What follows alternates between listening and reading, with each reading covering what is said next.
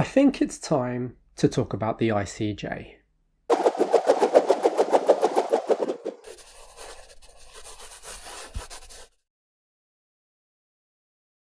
This is going to be so important because the Israeli propaganda and spin machine is in hyperdrive. So it is super important to know and understand the truth. Okay, let's start from the beginning and let's build the context for what's been happening. The International Court of Justice, the ICJ, is the highest judicial body in the world. It is the world's court of law and the judicial arm of the United Nations. Its findings are legally binding on all member states and signatories. The court presides over complaints between nations, not between individuals, which is the domain of the ICC, or the International Criminal Court. It includes judges from across the world. In these proceedings, an Israeli judge was involved.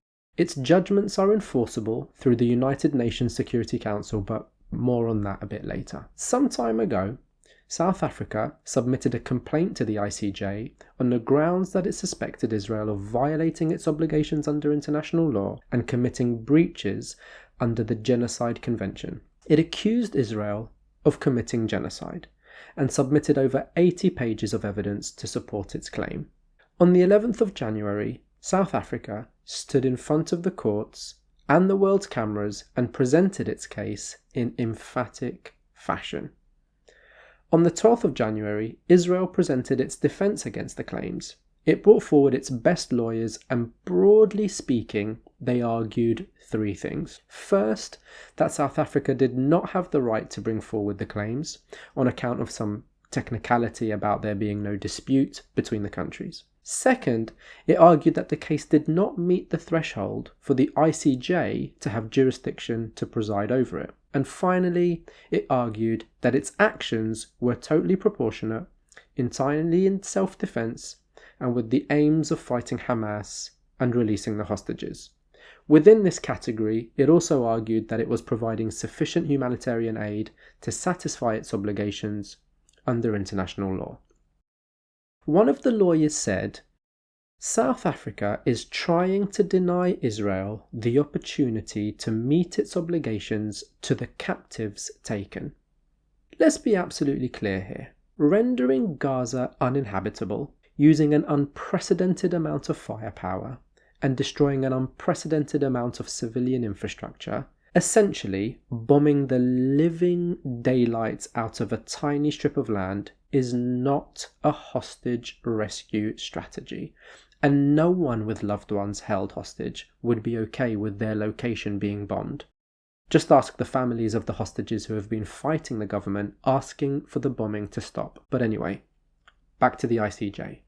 What essentially Israel was saying at the court was this: there is no right for the claims to be put forward, there is no place for this court to preside over the dispute, and there is no merit to the accusations that Israel was in breach of the Genocide Convention. In essence, it was asking the court to throw the case out. The ICJ and its 17 international judges went away to consider their position, including the Israeli judge, for your information, and there are no Palestinian judges involved. So this bit needs to be really clear. At this stage, the ICJ was not tasked with deciding whether Israel was guilty of committing genocide. It was simply deliberating whether South Africa had the right to present its case to the court, whether the court was the right place to preside over these complaints, and whether there was merit in the complaints sufficient to require the need for a full trial. And finally, and perhaps most importantly, it was deliberating whether there was sufficient urgency in the matter which would need it to order provisional measures. On Friday the 26th, the ICJ presented its conclusions, and it was damning. They spent almost an hour recounting quote after quote after quote from experts in the field on the atrocities that have taken place and on the impact this has had on the innocent Palestinian civilians. They recounted examples of genocidal rhetoric, including the very words of the Israeli president and the Israeli defense minister. The ICJ threw out and rejected every argument that Israel made, and it did so almost unanimously across all the international judges. Some articles were passed on a vote split of 15 judges to 2. Others were passed on 16 to 1, where even the Israeli judge voted in favour of the South African case. Now, the following two things are the fundamental findings that have to be clear. Firstly, the court found that there was plausible grounds to believe South Africa's concerns of genocide, and that Israel had a case to answer. In doing so, it means that Israel is now, formally and officially, on trial for crimes of genocide. Secondly, the court concluded that the concerns were so serious and the risk to Palestinians so great and imminent that it was obliged to issue provisional orders to Israel. Essentially, the ICJ used every judgment at its disposal to rule in favour of South Africa and reject the defence that Israel made on the 12th of January. So in summary, here is what the ICJ has demanded of Israel. It ordered Israel to prevent and ensure with immediate effect that its military forces do not commit any of the following: killing of Palestinians in Gaza, causing serious bodily harm to Palestinians in Gaza, causing serious mental harm to Palestinians in Gaza, to prevent deliberately creating the conditions calculated to bring about the destruction of the Palestinian people, and to prevent imposing measures intended to prevent births within the group. Just on a slight tangent, there is something I really want to highlight here. This is so important. The court did not just regurgitate the articles of the Genocide Convention in some kind of reminder to Israel, as some people claim.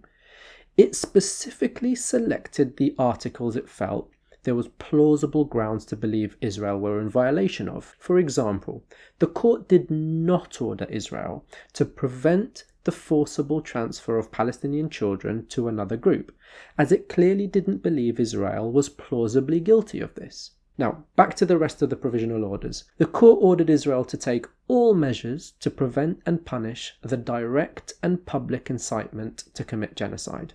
It ordered Israel to take immediate and effective measures to enable the provision of urgently needed basic services and humanitarian aid to Gaza. It also ordered that Israel present a report in a month's time outlining exactly how it has adhered to these orders. It is important to note that the court expressed its concern for the welfare of the Israeli hostages and called for their immediate release. However, this wasn't one of the provisional orders, as Hamas is not within the jurisdiction of the court, because Hamas is not a country. Hamas is an organisation, and its members are under the jurisdiction of the ICC, not the ICJ.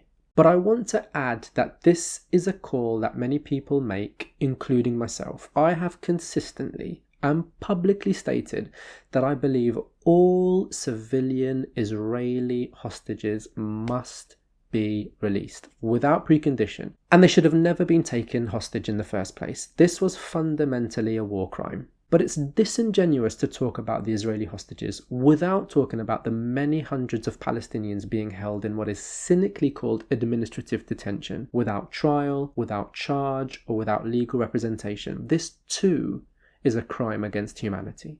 Now, some pro-Palestinian groups are disappointed that the court did not order a ceasefire. I guess I too would have loved for that to have been explicitly stated by the judges. But let me ask you the question. How is it possible to prevent an army from killing, injuring, or mentally harming Palestinians without a ceasefire? It seems to me that the court issued demands in relation to the protection of the Palestinian people without necessarily explicitly being specific with the actions themselves. For example, the court ordered for Israel to prevent and punish the incitement of genocide, but it didn't specify what it needed Israel to do. Arrest them, fine them, impeach them. It isn't perhaps in the court's gift to specify this, but I might be wrong. The Israeli propaganda and gaslighting mega machine has been in full flow the last few days. I have never seen such extreme clutching at straws in my life. This is the same propaganda machine that choreographed videos of Hamas fighters apparently surrendering and handing over their weapons while topless. It's the same propaganda machine that showed us a calendar under Al-Shifa Hospital and told us it was a list of terrorists on a rota. And it's the same propaganda machine that released an audio recording between groups in Gaza claiming to admit the bombing of Al-Ahli Hospital, which Channel 4 later showed to be fake. Some propagandists have claimed the ICJ verdict was a victory for Israel. Many pro-Israelis have argued that the absence of the term ceasefire was a victory and a validation of Israel's vicious onslaught. It most certainly was not. The court did not hold back in its recounting of damning evidence. You may have been forgiven for thinking the judge was just reading out the South Africa dossier. It was that damaging. But again, Israel may feel it was not ordered to ceasefire, but it will have to prosecute its war without killing, without maiming, or mentally harming Palestinians. Otherwise, it will be in violation of the court's orders. Israeli propagandists also claim that the court supported Israel's actions and its right to defend itself. In fact, this is categorically untrue. In the entire document that lays out the ICJ verdict, the term self-defense was only mentioned once. It was mentioned where the judges were making clear that this was a claim made by Israel. In its conclusions, the court deliberately did not state that Israel has this right, because legally, a belligerent occupying power does not actually have an absolute right to self-defense, because it is by definition already assuming an aggressive and belligerent stance. Let's be clear, this was not a victory for Israel. Victory would have been the court agreeing to throw the case out on any one of the grounds Israel presented. It didn't. A victory would have been the court concluding that Israel has no case to answer, that its response has been proportionate, fair and legal, and for it to carry on as normal. It didn't. Victory would have been telling South Africa its case had no merit and it had no place bringing the case to court. It didn't. Even a partial victory for Israel would have been the court saying, look, we are going to investigate this further and go to trial, but we are not overly concerned, there is no imminent or urgent risk of genocide, so we don't really need any provisional rulings. It didn't even say that. Instead, the court was so concerned by the risk, the urgency of the risk, and the imminent nature of the risk that it felt the need to pass provisional orders. That's absolutely damning and speaks to the level of concern the judges had. Look, I am under no illusions that Israel will abide by this order. It is the biggest violator of United Nations resolutions and a flagrant and brazen violator of international law. We know this. It behaves with the impunity of a petulant child backed by the US and the UK.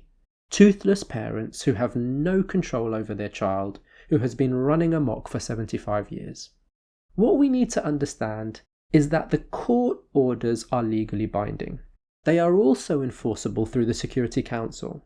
But with the US and UK having veto power, I know that politics will now interfere with justice, as it so often does. I myself am curious to read the report Israel must present in a month, particularly in relation to the incitement of genocide. What will Israel claim it has done to punish the open genocidal comments of the President, the Prime Minister, the Defence Minister, the Minister of National Security, the Finance Minister, the Minister of Culture, the Deputy Speaker of the Knesset, the Deputy Mayor of Jerusalem, and many, many, many more public figures? This court ruling was historic. Israel is now on trial for genocide. This sentence alone fills my heart with hope. But this does nothing to help those on the ground being killed, maimed, displaced, and destroyed. This is more about the long game fight for justice. This has caused irreparable reputational damage to the state of Israel. It also puts on notice those who have been cheerleading its atrocities and arming and supporting the State of Israel in its barbaric wars against the indigenous people and indigenous people of the region.